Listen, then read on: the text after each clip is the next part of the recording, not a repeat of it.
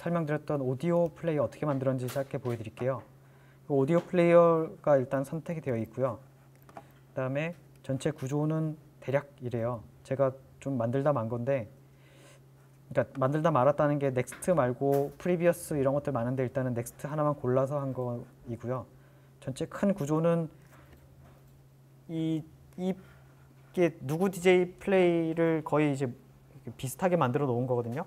누구 DJ 같은 경우는 실질적으로 쓰는 인텐트는 딱 하나였어요. 에피소드 틀어줘라는 인텐트 하나였고, 나머지는 빌트인 인텐트들이 있죠. 아까 그 제가 꼭 정의해야 된다는 것들과 몇 개 있는 것들, 그 외의 것들, 이제 그런 것들을 이제 정의하는 것들인데, 그게 이런 구조이고요. 그래서 실제로 여기서는 인텐트 네임은 에피소드 틀어줘라는 거 이거 하나, 그 다음에 커스텀으로 이제 만든 것들은 뭐 다른 거 틀어줘라고 했을 때 이제 다른 거라고 하는 인텐트가 들어오면 어떻게 처리할지, 그래서 다른 것들이 들어오면 처리 가능한 경우는 다른 걸 틀어주고 아닌 경우는 아니다라고 해서 이제 available, unavailable 일단 선택을, 그러니까 브랜치를 만들어 놨고요. available에서는 네, 이거는 이 누구 DJ의 이제 특성인데, 다른 거 틀어줘라고 했을 때 플레이 리스트 중에 랜덤하게 고를 수도 있는데 그냥 바로 전 거 혹은 다음 거를 틀어주기로 결정을 했어요. 그래서 다른 거 틀어줘라고 했을 때는 이제 타겟 에피소드 이제 프리비어스 백엔드 처리를 해가지고 값을 받아와서 이제 그것과 재생 중이거나 퍼즈드인 상태일 때에 이제 여기 들어와서 그냥 네, 커먼 액션으로 넘겨서 처리를 한다인데, 이 커먼 액션은 이제 또 뭐냐면, 일단 이렇게 플레이들이 구성이 되면 여기에도 커먼 액션으로 넘어가는 게 있거든요. 커먼 액션은 전에 설명드렸는데 그냥 일반 액션이랑 똑같아요. 근데 이제 반복되게 여러 액션에서 이제 또 만들어야 되는 브랜치들이 있으면 걔를 뭐 10번, 20번 만들면 되게 귀찮잖아요. 그러니까 이제 커먼 액션이라고 이제 한 곳에 모아놓고 여기서 저리를 건너뛰어야 되거나 이쪽에서 건너뛰어야 되거나 할 때 이렇게 만들어 놓은 액션이고요. 그때 사용하라는 액션이고, 커먼 액션 같은 경우는 이제 뭐 이런 구성으로 되어 있어요. 그래서 이제 제일 처음에 여기서 볼게요. 밸리디티 체크를 하고, 그 다음에 밸리드한지 인밸리드한지를 놓고 본 다음에 CP 이제 컨텐트 프로바이더라고 해서 이제 CP라고 해서 혹시 뭐 갈라진다고 하면 이제 CP OK, CP not OK라고 해서 이렇게 나눈 건데, 여기서의 CP는 이제 멜론 플로우 같은 걸 의미해요. 그리고 이 CP가 OK인 경우에는 이용권이 정상인지 로그인이 안 되어 있는지 혹은 뭐 이용권이 만료되어 있는지를 판단해서 각각 이제 처리를 해준다. 이런 구성인 거고요.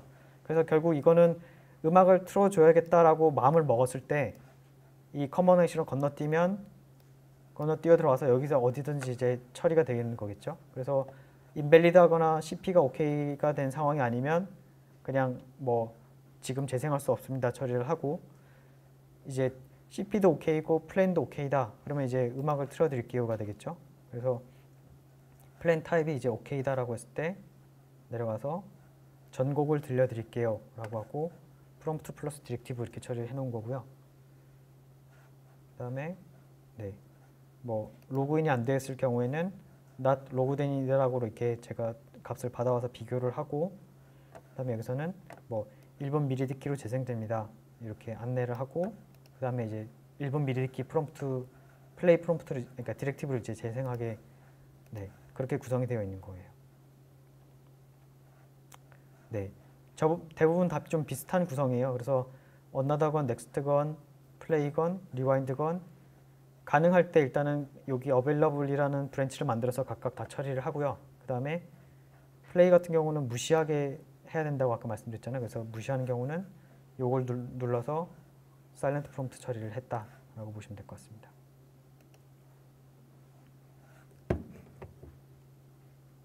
네. 네. 네, 맞아요. 랜덤하게 나가요. 근데 이제 그게 조금 다른 UI들이 이제 몇 개 있어요. 아, 그거 설명 안 드렸었네요. 여기서 응답을 나가는 게 뭐가 있을까요? 네. 다음 곡이 없어요. 뭐. 네, 이렇게 넣었을 때 여기 5개 중에 이제 하나 랜덤으로 나가게 되는데요. 여기는 이제 프롬프트 앞에 아무것도 없잖아요. 이런 UI는 일단은 그런데 저희가 랜덤하게 나가야 될 때가 있고 순서대로 내보내야 될 때가 2개가 구분이 되더라고요. 그래서 그거를 UI를 좀 구분해 놨거든요. 그 예가 이제 여기인데요. fallback action이라고 해서 이제 그 플레이 안에서 그 세션 안에서 처리할 수 없는 어떤 발화가 들어왔을 때 이제 뭐 이제 음악 재생하는 데인데 이제 뭐 카카오톡 열어줘, 뭐 무슨 뭐 팀 멤버십 열어줘 이러면은 에러 처리해야 되잖아요. 이제 그때 들어오는 이제 액션이 fallback 액션인데 제가 처리할 수 없는 요청이에요로 하고 일단 무조건 나가게 되어 있어요. 근데 나는 이 플레이 안에서 사용자가 말한 거를 무조건 한 번이라도 틀리면 밖으로 내보내겠다라는 건 좀 너무 약간 가혹하잖아요. 그래서 몇 번의 기회를 더 주고 싶을 때에는 이렇게 처리하는 거예요. 여기 앞에 순서라고 있는 UI가 있는데 다시 뭐 네, 이렇게 처리하면 순서대로 나가고 1번 나간 다음에 대기 모드로 넘어가고요. 그다음에 한 번 더 듣고 그때도 또 이상한 소리를 한다. 그러면 이제 제가 처리했으면 요청해요라고 하고 종료가 됩니다. 그래서 이거를 몇 개를 더 넣으면 기회를 이제 3번을 더 주는 거예요. 네, 그런 UI로 일단 구성이 되어 있습니다. 퀴즈 같은 경우는 이제 멀티턴으로 플레이를 만드는 거를 이제 보여드릴 건데요. 이제 네, 이것도 액션을 지울게요. 가정을 이제 숫자 퀴즈를 한다. 근데 숫자 퀴즈 안에는 내가 제공할게 덧셈 퀴즈랑 뺄셈 퀴즈가 있다라고 가정하고 일단은 만든다고 이제 시작을 해볼게요. 그러면은 일단 인텐트를 만드는데 스타트 퀴즈 넘버라고 해서 네, 이렇게 해서 인텐트를 하나 만들었습니다.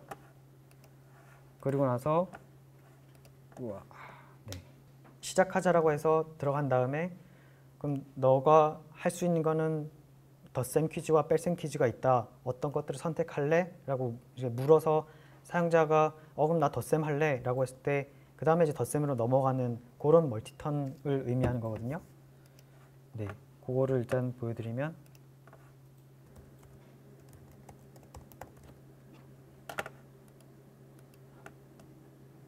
네, 스타트 퀴즈라고 하고 여기서 아웃풋 유형 중에 리스폰스랑 브랜치 액션 말고 리스폰스 플러스 브랜치라고 있어요.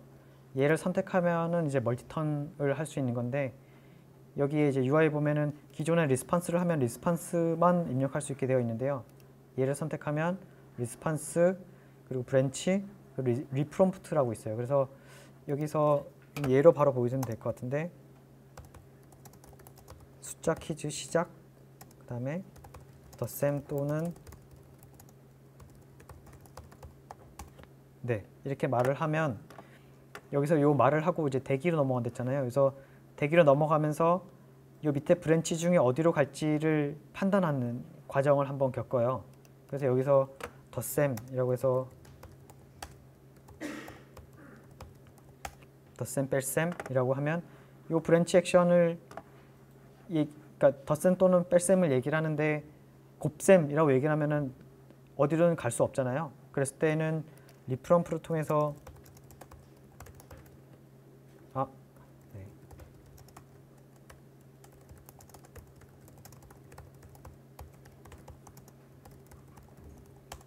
네, 이게 이제 스택 거꾸로 쌓는 약간 그런 UI인데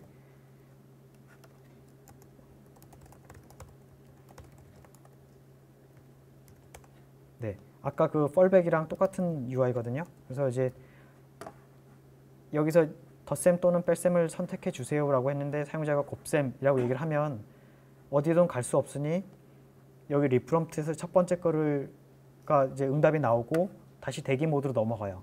그러면 이제 요 위로 넘어가는 거랑 마찬가지거든요. 다시 또 한 번 듣고 사용자가 그때 나눗셈이라고 하면 두 번째 요 리프롬프트 나가겠죠. 그 다음에 이제 다시 돌아와서 또 한 번 듣는 거고요. 얘를 디폴트를 선택하면 리프롬프트는 없어져요. 그러면 대신에 숫자 퀴즈 시작 덧셈 또는 뺄셈을 선택해 주세요라고 얘기를 했을 때 아무 얘기나 하면 첫 번째 거에 매핑이 되면 이리로 들어가고 아니면 디폴트로 가게 돼요. 이렇게 요 선택을 하면요. 네. 그래서 이거를 선택 안 하면 이렇게 된다. 이거 선택하면 그냥 브랜치 액션에서 넘어가는 거고요. 디폴트라는 이제 개념이 약간 그런 거거든요. 이 액션으로 못 가면 무조건 이리로 가라가 디폴트이기 때문에 이제 그러면 이 두 브랜치를 이제 보내야 되는데요. 이 두 브랜치는 네 이거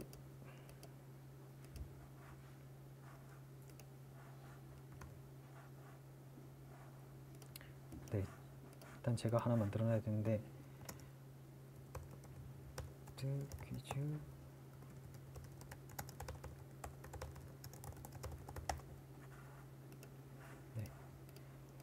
요 놈의 특성은 뭐냐면 그 기존의 그 브랜치 액션들과 다르게 얘는 이 컨디션의 인텐트를 선택할 수가 있어요. 요게 이제 그냥 제일 큰 특징이라고 보시면 되거든요. 그러니까 그게 무슨 얘기냐면 기존에는 여기서만 인텐트를 선택할 수 있었는데요. 그리고 이제 얘는 하위의 브랜치잖아요.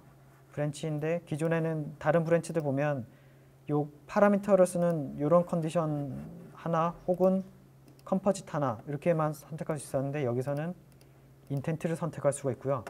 여기서 방금 전에 제가 선택한 그 뭐 덧셈 시작이라고 하는 인텐트를 선택을 하면 그 인텐트를 체크를 했을 때 이제 이 액션으로 들어오게 된다라는 그런 의미입니다. 그래서 덧셈이라고 시작했을 때 다시 또 이걸 만들어 볼게요.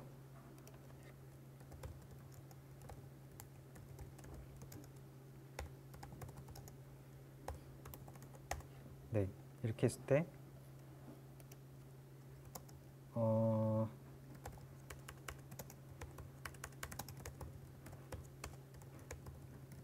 네, correct, incorrect 또 이렇게 해서 얘를 이제 이번엔 디폴트를 선택을 해보겠습니다. 그러면 3 더하기 5는 이라고 했을 때 정답이라고 뭔가 얘기했을 때 그게 정답이면 correct를 보내고 아니면 incorrect를 보내려고 할 건데요. 그러면 이제 여기서 사용자의 말한 거를 파라미터에 담겨서 이제 처리를 해야 되고요. 이제 그걸 처리하려면 이제 어떻게 되냐면 네, 이거는 나중에 영상으로 올려드릴게요. 근데 일단은 선언부에서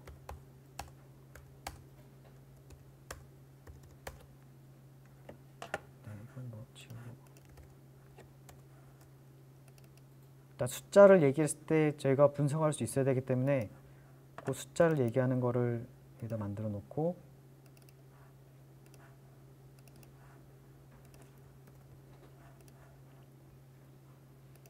그 다음에 이제 이리로 들어와서 그 숫자를 담아서 이제 처리해야 되기 때문에요.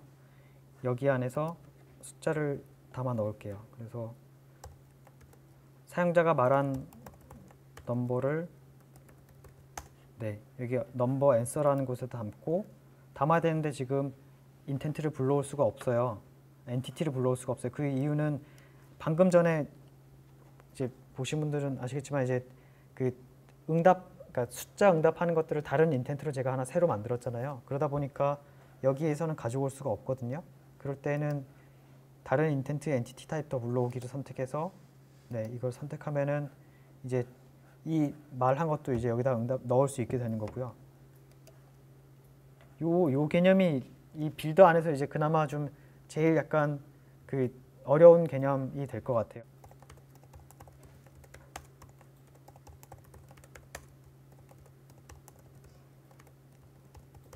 그래서 백엔드에서는 이제 숫자 퀴즈라고 하니까 숫자 2개를 제시하고 그 다음에 사용자 말하는 숫자가 담기는 곳 하나랑 내가 알고 있는 정답, 그러니까 백엔드에서 알고 있는 정답 이렇게 총 4가지 숫자가 필요할 거라 이렇게 어터런스 파라미터 하나와 백엔드 파라미터 3개를 이렇게 정의를 했고요.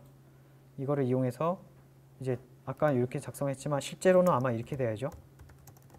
백엔드가 만약에 있다라고 하면 넘버 1 더하기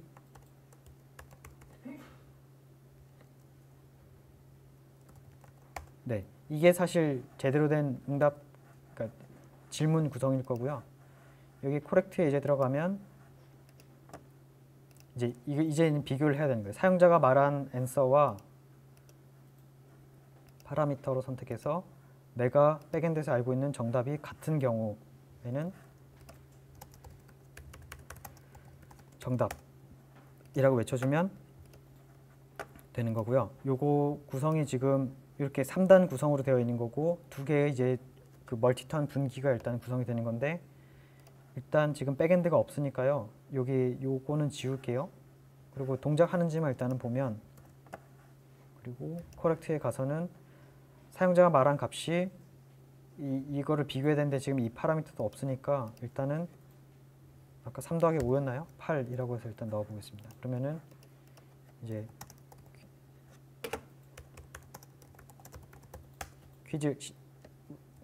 숫자 퀴즈 시작이었구나. 네. 그러면 이제 제가 아까 넣은 어떤 말이 나타날 거고, 덧셈 또는 뺄셈을 선택해 주세요라고 했을 때 덧셈이라고 얘기를 하면 네, 이렇게 나오겠죠?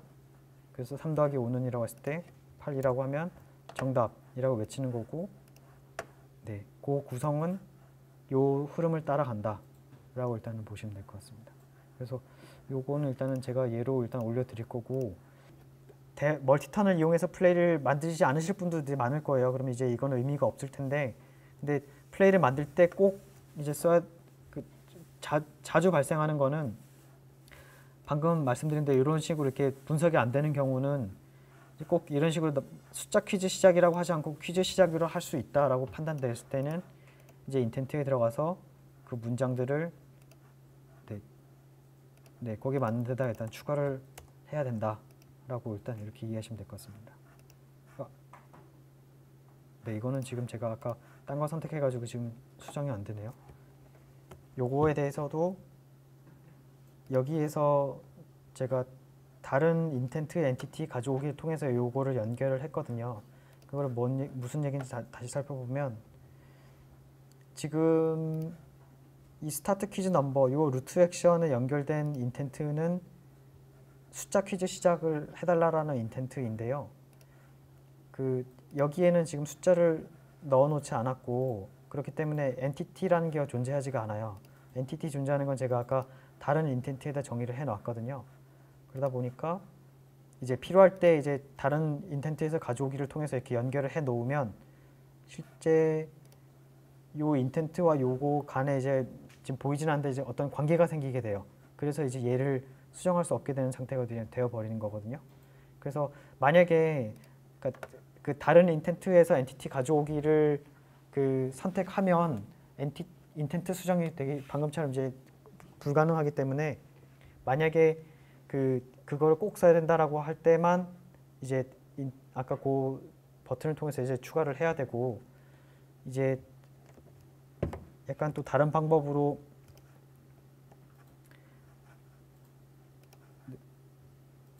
이 엔티티를 이렇게 연결을 하는 방법을 아까 여기서 엔티티가 없었잖아요. 그래서 이제 강제로 만들어주는 방법이 있어요. 그래서 이제 이거는 네, 원래 여기에다가 네, 이런 식으로 해서 엔티티만 연결시켜주는 방식이 있습니다. 네, 이렇게 해놓으면 여기에 갔을 때 뭐 아까 다른 여기서 어떤 인텐트 파라미터를 만들 때에 가져와서 쓸 수 있게 되니까 약간 이거는 약간 변칙으로 연결하는 개념이긴 하거든요. 네, 그래서 이렇게 적용해서 하는 방법이 있다라는 것까지만 아시면 될 것 같습니다. 그래서 지금 설명드린 게 이제 빌더 안에서 그나마 이제 제일 좀 복잡한 부분이 되고요. 요거는 혹시 이제 이런 식으로 이제 구성을 해야 되고 아까 같이 이제 엔티티를 연결을 어떻게 될지 모르겠다라고 하신 경우는 저한테 좀 꼭 문의를 주세요. 별도로. 네, 여기까지입니다. 감사합니다.